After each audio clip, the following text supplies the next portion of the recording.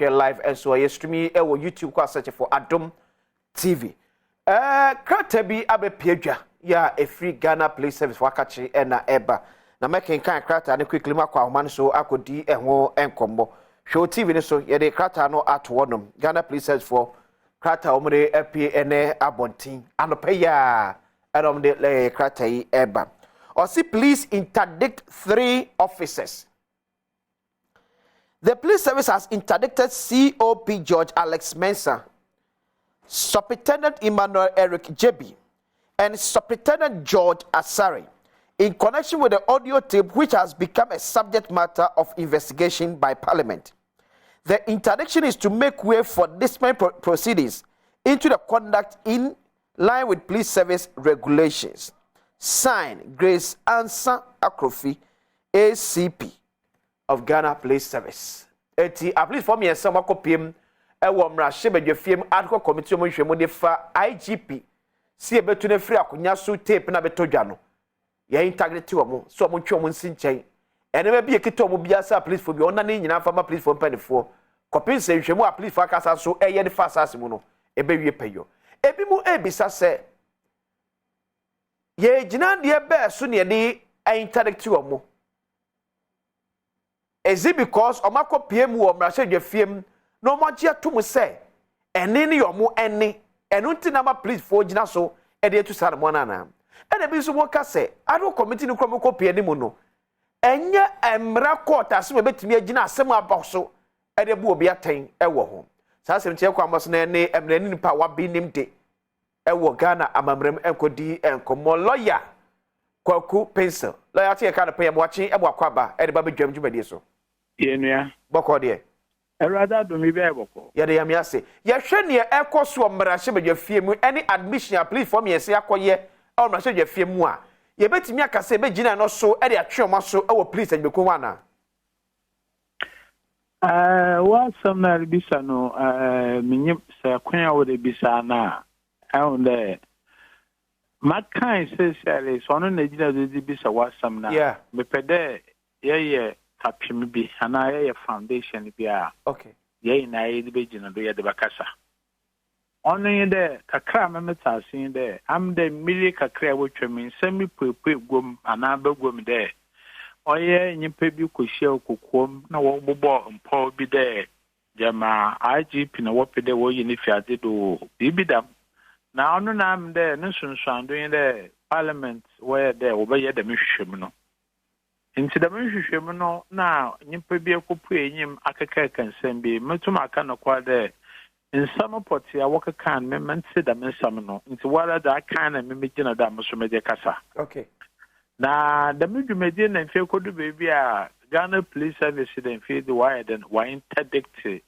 da my police for na wokopu aye parliamentary committee na nyim odikan ya kan interdiction ono yin de obi reye dwuma na asam bi aba edwuma no ho ona ma asam na aba no na nhwehwem a wo de wo yenti ehuhia de enyipa no begina nkyɛn na wo ye hwehwem no wie a ana efe wa san se ahwehwem no me pede maka fantin kotin sede we nya asam bo ne bi ale ntia na chere wa den wa sha ba fina djuma okay na that means me there's an aspect of law we call it administrative law no share ndwumam anamontu nhwehwem da ye keke na ma otweye na de ontweye nti wasom na bi sa mfi me pede me yiwa no eti interdiction aye bibi aye normal by interdiction why ne there ansana asam no wobɛhyase no na wɔyɛ den what will be ngira nkyɛn okay na kyerɛ dɛ asam bi ebupu ehuhu na ma ayam na kakran dɛ asam yɛ hyase ɔrebobɔ ɔbɛnyɛ dɛ enti film ɔyɛ ɛkɔdu baabi a mfi wɔkɔyi ano na ne keka ho awie na efe no wɔsi dɛ wɔ interdict hɔ no ɔno na ayɛ dɛ ma bɛma adwenkyerɛm no anya ne kwan do sɛntira anya ne kwan do nyi dɛ Mbili biara samboko popo baby a wash as work ye wo Latin expression ye fa no subjudice subject this thing there. Baby, some no could know, oh, you have to meet in a ha. Only there, you will be a BB out shadow dictator or benefa with the door. It's no say a BB, I had a dictator or benefa with the door. No, so no, bro, from your friend prejudice. In other words, you are prejudicing the matter. Okay. It's no baby, as some could do. When the can why interdict to one brother, means some shafi. Why interdict to one blah? You may decry committee started was it. No more work aside, we and I was one interdict to one. Obiara didn't able to phone Bia and Obotume who day. What's our boy you want back on noise and off your necessary show? Yeah. It's much in there. You probably were Ghana police, whoever's command say, IGP now put on all year the 1 year the margin. Not just IGP no, says Shada baby, we could know why you're not doing paid and quaffano. What if your phone, what if a Benkumo, Ghana police service will be with you? But I'm going to interpret that all quadrino because BBI knew what the member not the one interdict to him. And the investigation is so, and your Ghana police service, what you're the investigation. Oh, your Ghana police service, no, what you're the investigation. Your parliament, no, what you're the investigation. The parliament. Was you show my son a BBL and you watch that the minion pun where you know the way you want to me yet. BBL and you want them. And to know, between the main interdiction and yet normal way. Quana, oh yeah, what you know, do the interdiction, and yet normal. And to know a highly prejudicial in there. Or be a strand of a baby. Damn it, Penamacanin. Nasa metiwasi na menyiwa no nsibone a simple ka please for betu saa na mo na wo matu ya na o se komu tu ansa na parliament kura committee no atna so ana se komu twema parliament mie na dwuma ansa na wano mo to be wetu akotu. That is so. Asami na aka no na yen because I said no what they are doing there in administrative law there you will be to say justice must not only be done. Okay. But it must be seen to be done. Oh, did I have any person? That you can able to enter in the parliament to crowd back. Oh, that my year who will be at home. Over to Wabadam. The baby are more police service than we now. Why you should show me from as some man from we now, more and answer that. And some man you can't find IGP no. I think that IGP, so of course, IGP is the head of the police. Yeah. So he's gone. We thought about one. Okay, but yenhwe asemwa abano efa a police for ho. And so ye ka say police council entimi entna say na on take a decision you obetimi aboa sanitize on akasa institution na. Ehunde e ma da ma se mo ye parliament be mo parliament ase. Okay. Parliament some who here what the was step in directly in one be. Dem aka police council for us. A police council once a man, what corner what the mission meaning now, and so parliament today, sabi. A yala tabusi, they are the biggest ogbo. Chade, Bibia, when they call it is a parliament. What one with Jimaman Kade, a you wrong. Okay. The mom that make kind there, you want something we here. Over the parliament, what would Jim Mawotum way be built? And so, why could you the walk? Me, kind of wire one. No, quanda, no woman, no. Me, just the year, it didn't need parliamentarians at all. That's my view of the matter. Okay. It didn't need parliamentary, what do you call intervention. It is something the police council could have dealt with it by itself. But if the parliament decided they want to go through, maybe how they themselves think of its importance, are fair enough. But the long and short is that with the administrative aspect of investigating a matter, the police council has acted, not the police council, I'm talking whoever interdicted these people, has acted wrongly, in my honest view of the matter. Okay. Yes. Lawyer, after yershe pebebia, wujne se emrenimni. Wushe asemwa ye di ho asem wo mrahye dwafiem. Se nipa bi abopɔ se yentu IGP free akonya so. Ye betimi ai kwetiri to say obi epese o yeku eritu mampani fra akonya so ada.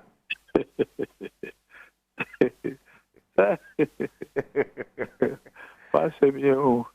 What I see, what you try, some of them that should be new. Don't come home. Yeah, oh, no. Bibia, you walk when with your Bibia. Okay.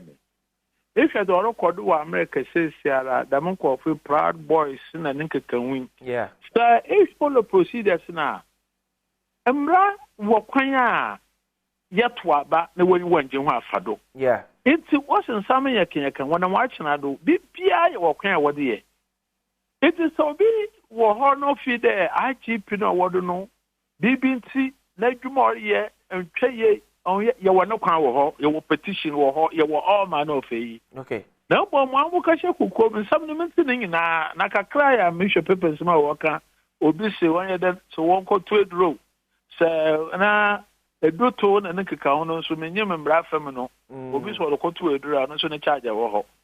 Now, the American, them one cassa walk up or Sumadi, that one fat quanya and I should set that to war. The what there what you keep what do you call IGP for this war? You could remember details in I want to mean some American and me carrying ye. It is a quite be what father the what with the IGP. I should probably see young boy, young one second, young boy, the man in Ambrama Hoquine. It's in a quanya where I was also see the what the father with the IGP if you want. On our soon, no bachelor, there were for one partner for no. I normally no adibia and you pay show kukum, what share was sumade, what share we the warrior, I won yakukudru, the Obabu Bayano. Oh, yeah, Nation Shando, and I, Nina, Necasana, Boyano, Naya Quampa, Wafado. Okay. Intermediate one are 72, I the warrior coup, pepe. Okay. The ditu. Senior, any assembly copium or quarter, or Muko, one by a deal. I don't do one able. All the one you go because into IGP, nay into me to Quanya Waped a Wafado, on some brand who dead, a Mokwana, what she said, the Maramisha da mechanical some Chamisha da and say, okay, it is no. Okay. That woman, for instance, my metity be there also there, Uncle Malam Sweden, Malam, maybe evidence able to allow the Malam Sweden, about the Malam bottom the IGP. Also, Obi the Nana Kade. There, okay, and so what then over to the court. No woman, no, your offenses, threat of harm, threat of death, Chede obedient when so the Bepida or the Bokum, nay, criminal offenses. Okay, and so no did some new query, nay, who them when I was what for brother what the what the year, and sign and break to my threat, there no campaign, I can one. Okay, I feel you sure we can Police ni ba ko ka ye COP Alex Mensah akaba se tuna bro na okọ na homegye mu ye betimi atwa na mo bi amnetia no impo wabro wa homegye mu fantina wakana tum na bro kana minte pim na bro na bro okay chada akan ka kre bi wa ko na don fa ho adwuma de ya aka 1 day aka 24 hours aka 6 hours no were there iwe wedwuma okay na sada membre no koye bibia embra emma ho kwen what way we decide adna ye no nensunsuando anaso de no kwadu yinde wo de wo yiwe de wo be yiwe de so a what it means in there bibia so when you were there and chodo ya wo de na abobo damana embrate okay damana embrate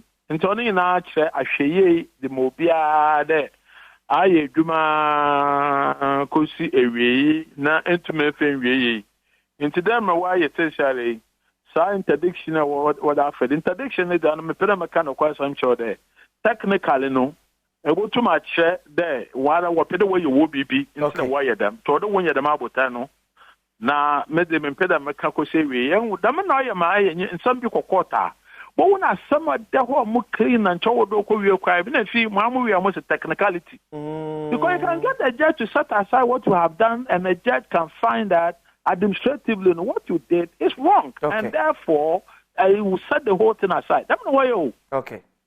But we are the na pede then it's no court. And I pede court it as samna. Ma samna and court a crank a crank ninko pre court. Okay.